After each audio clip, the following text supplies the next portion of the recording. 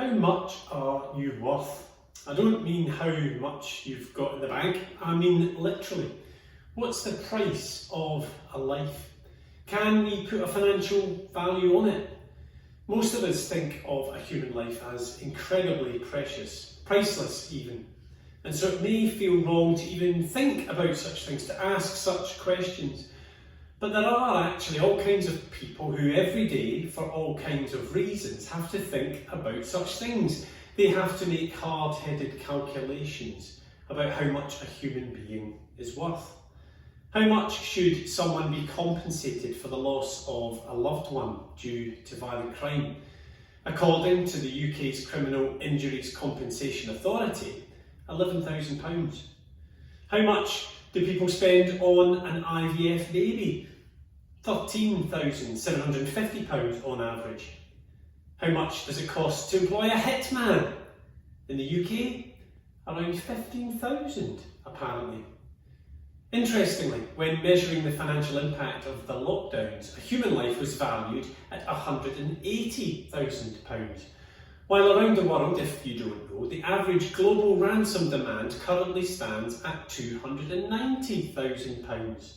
How much are we worth? I guess it depends. Of course, there are different ways of measuring or considering our value. Perhaps our worth isn't always financial. Philosophically, is an 80-year-old worth less than an 8-year-old because they have lived most of their life? Or should they be deemed more valuable because they are wiser and they've got more experience? All over the world, governments make these cost-benefit decisions all the time. And when we decide what we are willing to do to save a life, we reveal how much we think a life is really worth.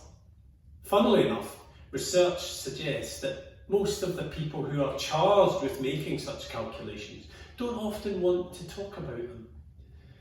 Perhaps not surprisingly, the Bible has quite a lot to say about how much we are worth, the value God places on human life. And we don't need to submit a freedom of information request to find out. God's quite upfront about it. This is how much God loved the world, the Bible tells us. He gave his Son, his one and only Son. And this is why.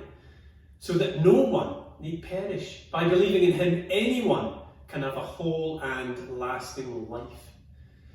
Tomorrow, Good Friday, will be marked and the crucifixion of Jesus remembered.